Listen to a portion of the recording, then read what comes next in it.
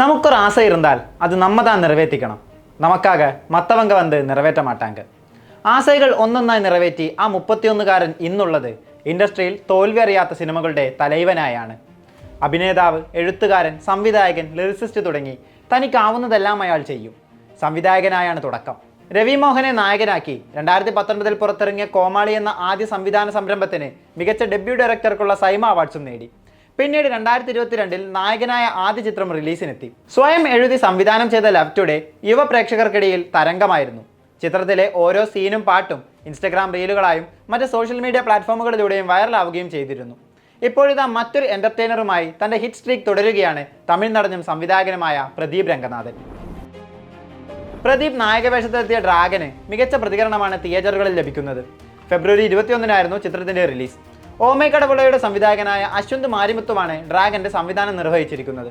കൈഡു Lohar, Anupama Parameswaran, Gautam Vasudev Menon, KS Ravikumar, George മാര്യൻ തുടങ്ങിയവരാണ് ചിത്രത്തിലെ മറ്റ് പ്രധാന കഥാപാത്രങ്ങളെ അവതരിപ്പിച്ചിരിക്കുന്നത്.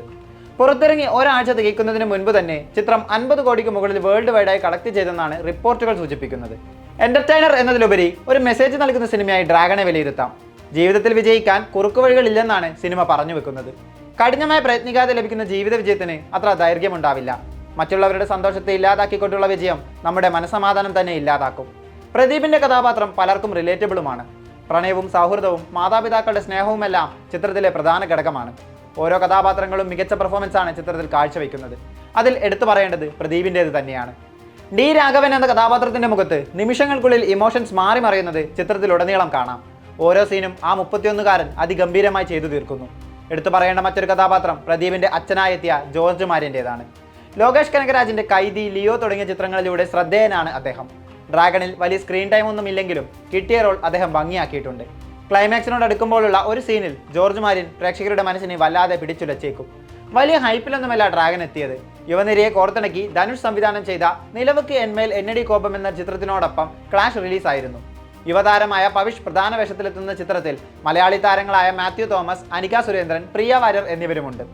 6 കോടിക്കടുത്ത് മാത്രമാണ് ചിത്രത്തിന് ഇന്ത്യൻ ബോക്സ് ഓഫീസിൽ നിന്ന് നേടാനായത്. ഡ്രാഗൺ തരംഗത്തിൽ നിലവുക്ക് എന്മേൽ എന്നടി കോപം മുങ്ങിപ്പോയ കാഴ്ചയാണ് തമിഴ് സിനിമാ ലോകത്ത്. സുരക്ഷിതമായ ഒരു IT ജോലി ഉപേക്ഷിച്ചാണ് സിനിമാ മോഹവുമായി പ്രദീപ് എത്തുന്നത്. ഷോർട്ട് ഫിലിമുകളിലൂടെ കോമാളിയിലെത്തിയ പ്രദീപിന് ചിത്രത്തിന് ലഭിച്ച സ്വീകരണം പ്രതീക്ഷയായി. ചിത്രം കൊമേഴ്ഷ്യലി സക്സസ് ആവുക കൂടി ചെയ്തതോടെ തന്റെ സ്വപ്നത്തിലേക്കുള്ള പടികൾ ഇനി കുറച്ചു മാത്രമാണെന്ന് പ്രദീപ് തിരിച്ചറിഞ്ഞിരുന്നു. സംവിധാനം ചെയ്ത തൊട്ടടുത്ത സിനിമയായ ലവ് ടുഡേയിൽ സ്വയം നായകനായി. അതും സൂപ്പർ ഹിറ്റ്. 83.55 കോടി രൂപയാണ് ചിത്രം വേൾഡ് വൈഡായി നേടിയത്.